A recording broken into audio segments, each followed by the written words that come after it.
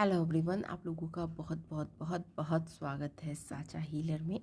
आज की जो रीडिंग होने वाली है वो ये होने वाली है कि what's are current feeling of your partner.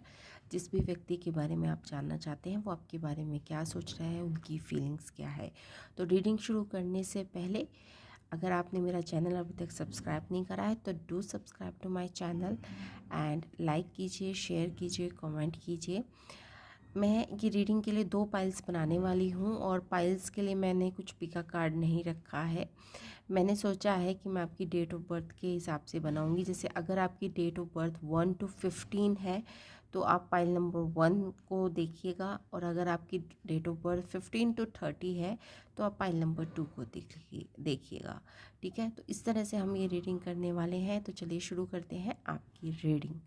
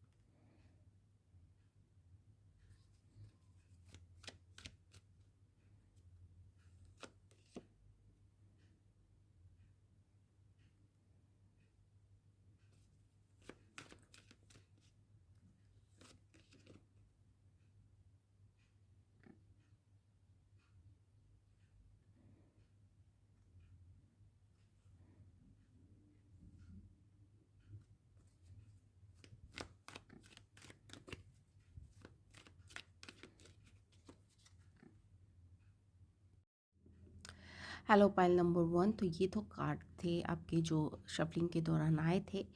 तो जो फर्स्ट वाली रो है वो आपके पर्सन की फीलिंग्स के बारे में बताती है, जो फर्स्ट रो है, फर्स्ट 3 कार्ड। और जो नेक्स्ट रो है, जो नीचे वाली रो है, वो आपकी फीलिंग्स के बारे में बताती है। ठीक है, तो जो फर्स्ट रो है उसमें आए हैं S of cups, night of wands and 9 of pentacles.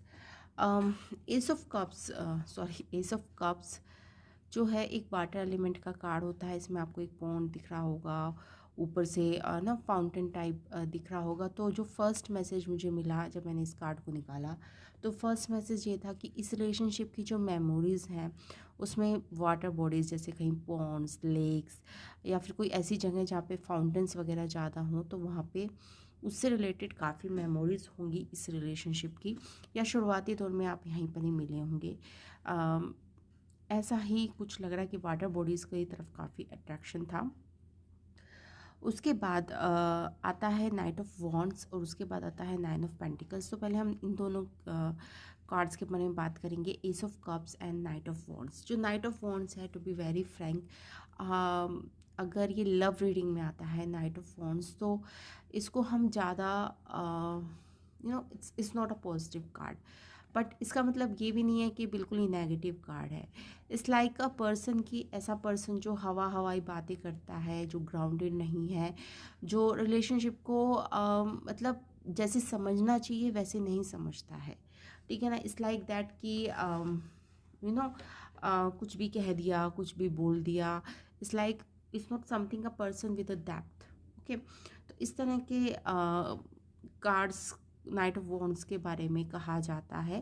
But इसके साथ अच्छी बात है कि इसके जो साथ जो करस्पॉन्डिंग कार्ड्स आपके आए हैं, जैसे एस ऑफ कप्स है, 9 ऑफ पेंटिकल्स है, तो ये अच्छे कार्ड्स हैं। तो इससे इसका इन्फ्लुएंस मुझे कम दिख रहा है। It's like that they are physically more attractive, ऐसे हो सकते हैं। बट इसमें इतना नेगेटिव कार्ड को मैं इसको इस तरह से देखूंगी नहीं, जिस तरह से हम ज़्यादातर देखते हैं। सेकंड कार्ड जो मुझे थोड़ा सा एस ऑफ कप्स के साथ आपकी फीलिंग्स में आया है 3 ऑफ कप्स, तो ये बहुत ही पॉजिटिव कार्ड होता है लव रीडिंग में। और 3 ऑफ सॉर्ड्स थोड़ा सा बहुत ही नेगेटिव कार्ड है, ऑब्वियसली आपको इमेज से पता ही चल रहा होगा। 3 of swords it's like something कि जो ये शुरुआती दौर में ऐसा कुछ हुआ या आपके पास्ट में कुछ ऐसा हुआ कि एकदम से कुछ चीज़ें आपको पता चली, that's why this relationship Brock. या फिर इसमें थोड़ा सा कहते हैं ना, रिश्ते में गांठ पड़ गई आपके, कि कोई ऐसी चीज़ थी जो शायद दोनों ही ग्रे कलर के कार्ड हैं और यहाँ पे क्लाउड्स बना हुआ है। क्लाउड्स में से आई एम कंबाइनिंग थी क्लाउड्स में से ऐसे जैसे दिल सॉर्ड्स के साथ 3 ऑफ सॉर्ड्स। तो इट्स लाइक दैट कि कुछ ऐसी चीज़ें जो आपको पता चली और वो भी अचानक, तो आप थोड़े से यू स्टेप डाउन, आप थोड़े से पीछे हट गए इस रिश्ते में, थोड़ा सा आप कॉन्शियस हो गए या आप सस्पिशियस हो गए, तो इसी वजह से इस रिश्ते में थोड़ी सी गांठ है इन द पास्ट। अभी प्रेजेंट में कार्ड आया है night of wands and 10 of pentacles. 10 of pentacles ये भी दिखाता है कि अब आप थोड़े से फैमिली की तरफ थोड़ा ज़्यादा रुझान है आपका, अपनी फैमिली की रिस्पॉन्सिबिलिटी है, थोड़े से आप ज़्यादा रिस्पॉन्सिबल बन गए हैं। And night of wands it's like यहाँ पे इतनी मैच्योरिटी नहीं है, ठीक है ना। और ये भी मेरे को दिख रहा है 10 ऑफ पेंटिकल से कि इस दौरान मतलब पास से अभी प्रेजेंट में क्या हो रहा है कि आपके फ्रेंड्स, आपको बहुत सारे लोग ऐसे मिले जो आपकी सोल कम्युनिटी के थे।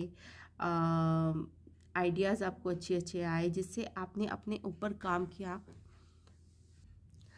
और ये वाले जो कार्ड्स होते हैं, जैसे फॉर एग्ज़ाम्पल आपके कार्ड्स हो गए 10 of pentacles is a good card for you. इसके साथ आपका आया है किंग ऑफ कप्स और उसके साथ आया है आपका 9 of pentacles.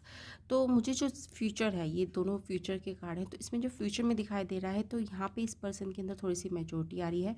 9 of pentacles 10 of pentacles के आसपास का ही कार्ड रहता है, तो आप इसमें थोड़ा सा एक्सपेक्ट कर सकते हैं much maturity in this person in the coming time. अभी नहीं, इन द कमिंग टाइम। और अपने आप को भी आप स्टेबल कर लेंगे इमोशनली, शायद इससे आप काफ़ी आगे निकल चुके हैं और काफ़ी अपने आप को हील कर लेंगे। 9 ऑफ पेंटिकल्स ये भी दिखाता है कि मैस्कुलिन एनर्जी काफ़ी हुई इस बंदे में, तो थोड़ा सा फेमिनाइन एनर्जी, जैसे नर्चरिंग एनर्जी, आसपास के लोगों का ध्यान रखना, आसपास के लोगों की केयर करना, जो मैं बोल रहा हूँ उससे लोगों के दिल ना टूटे, मतलब बेरुखी ऐसे होता है ना कई बार आपके, आप कुछ भी बोल देते हैं, तो वो वाला एटीट्यूड थोड़ा सा इस पर्सन का चेंज हो रहा है इन द फ्यूचर। और आपका भी काफ़ी बैलेंस है। और आई थिंक ये अच्छी रीडिंग है पाइल नंबर 1 की। तो कुछ लव मैसेज मैंने आपके लिए निकाले हैं, तो लेट्स सी, देखते हैं 2-3 love messages. First in, you can guess what I'm going to say. Okay. Okay. We can spend hours doing nothing than talking.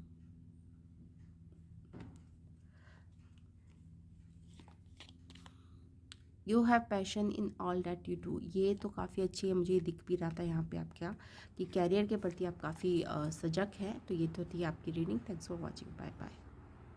Hello pile number 2, I hope आप सब अच्छा कर रहे होंगे और अच्छी तरीके से इंजॉय कर रहे होंगे अपनी लाइफ में। तो चलिए शुरू करते हैं आपकी रीडिंग पाइल नंबर 2 के लिए। पाइल नंबर 1 की रीडिंग मैं कर चुकी हूँ, आप वहाँ पे दे सकते हैं। पाइल नंबर 2 की रीडिंग उनके लिए है जिनकी डेट ऑफ बर्थ 15 से लेकर 31 तक है, मतलब 1 to 15, मतलब फ्रॉम 16 ऑनवर्ड। ओके, तो 15 नंबर तक की जिनकी है, 15 तक जिनकी है, वो पाइल नंबर 1 देखिए।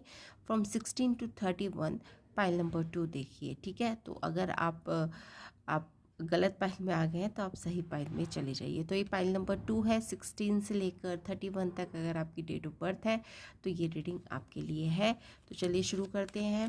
जो पहली रीडिंग है उसमें भी मैंने 3 कार्ड्स आपके लिए निकाले थे, 3 कार्ड्स आपके पार्टनर या आपके पर्सन के लिए थे जिनके भी बारे में आप जानना चाहते हैं। तो इसी तरह से हम ये वाली रीडिंग भी करेंगे। ओके, पहली वाली रीडिंग काफ़ी अच्छी थी, आई होप ये रीडिंग भी इतनी ही अच्छी आए।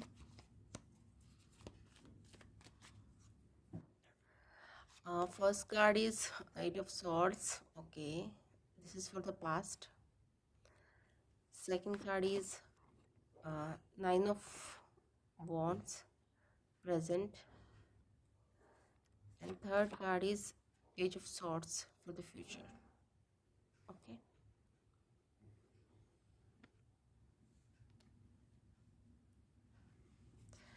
थ्री कार्ड्स और निकालते हैं, ये आपकी फीलिंग्स के लिए होगा for the past.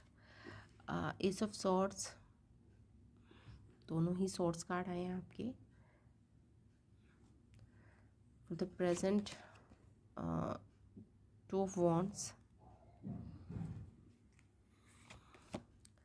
And for the future seven of cups. Okay,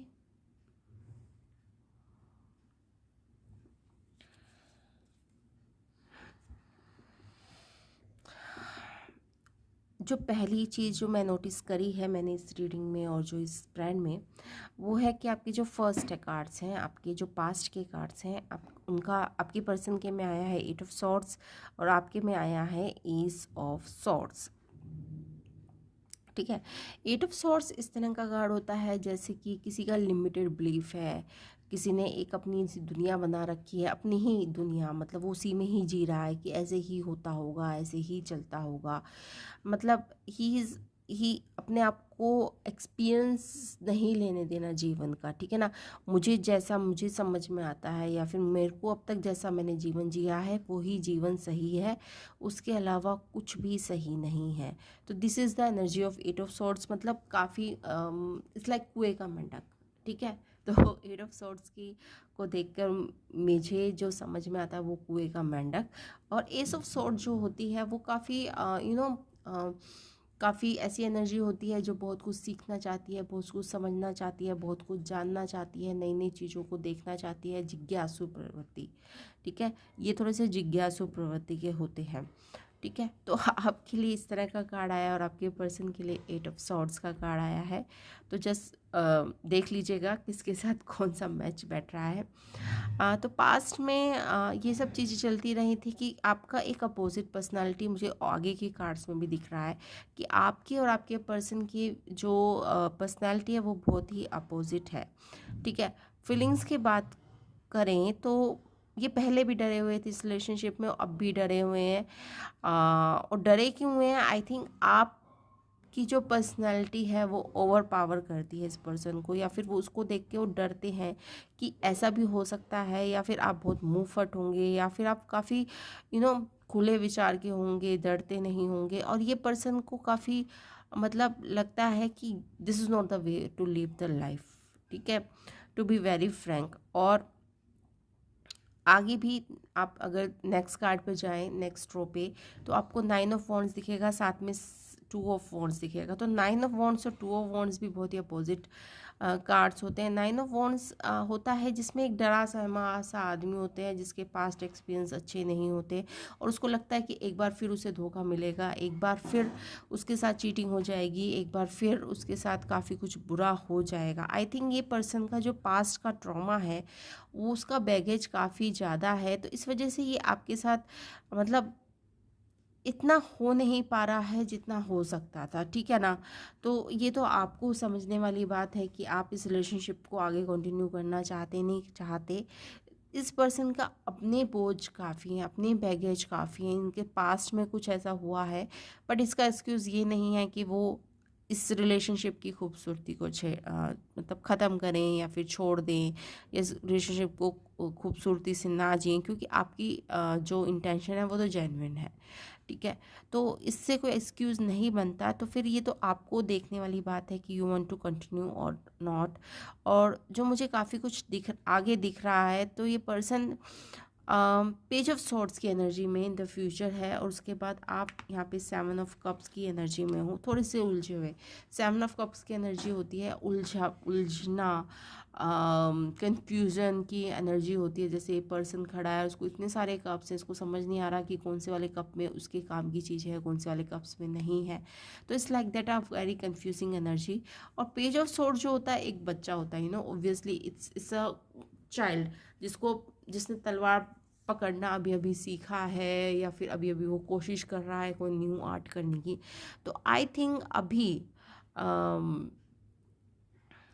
अभी फीलिंग जो ये है, तो अब अगर आप इसके लिए देख रहे हैं कि आप करंट फीलिंग क्या है, obviously the title is like that. तो अभी फीलिंग ये है कि ये इस रिलेशनशिप को लेकर काफ़ी डरे हुए हैं, वो आगे बढ़ना नहीं चाहते, और आप काफ़ी आगे तक सोच चुके हो, काफ़ी लॉन्ग टर्म प्लानिंग कर चुके हो। तो एक अपोजिट थॉट चल रहे हैं आपके और उनके बीच में, अभी करंट फीलिंग यही है। और इसमें आपकी कोई गलती नहीं है। इसमें उनका अपना बैगेज है, उनके अपने इमोशनल हैं, अपने पास ट्रॉमा है, जिनकी वजह से इस तरह से चीज़ें हो रही हैं।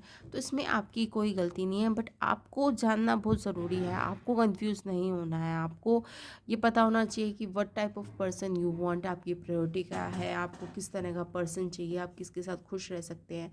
ऐसे ही किसी के साथ रहने में कोई फ़ायदा नहीं है, ठीक है। तो ये आपको देखना बहुत ज़रूरी है। आगे थोड़ा सा कंफ्यूजिंग स्टेट मुझे दिख रही है इन द फ्यूचर, ये फ्यूचर मतलब 3 से 6 महीने के बीच में। और इनकी एनर्जी आ रही है page of sorts.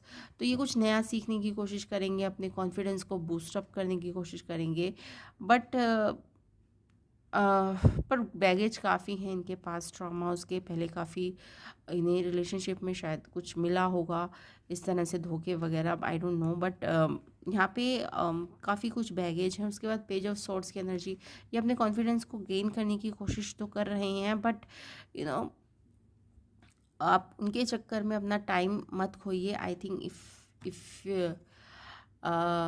You can find another better person then go for it, मतलब मेरी एडवाइस तो ये रहेगी। तो कुछ लव मैसेजेस मैं आपके लिए निकाल देती हूँ, देखते हैं आपके लव मैसेजेस में क्या आता है। Okay,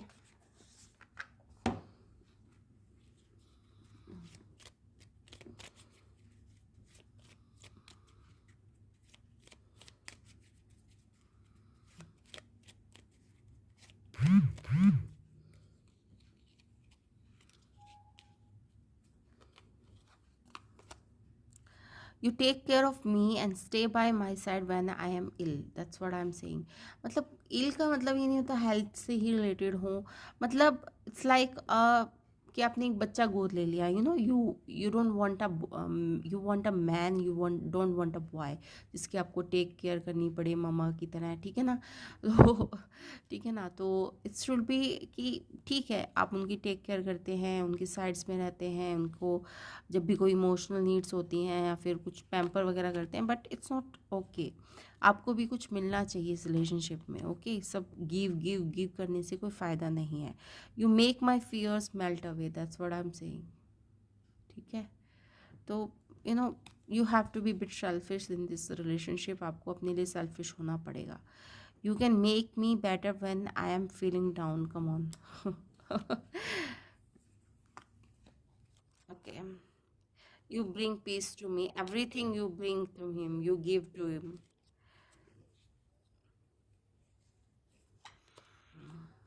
we are a perfect match, ठीक है।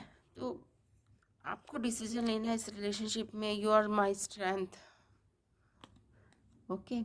कि आप इस रिलेशनशिप को क्या करना चाहते हैं, कि आपको लगता है कि दिस आपको वर्थ द वेट है ये पर्सन, कि आपको वेट करना चाहिए, इनकी फियर्स से कम निकलें, इनके ट्रॉमा से कम निकलें, या फिर आपको अपनी ज़िंदगी जीने चाहिए, कि ये डिसीजन आपके ऊपर मैं छोड़ती हूँ। तो इसी के साथ ये रीडिंग ख़त्म होती है। अगर आपको रीडिंग रेजोनेट करी, आपको ये पसंद आई, तो please like share and subscribe to my channel. Thanks for watching, bye bye.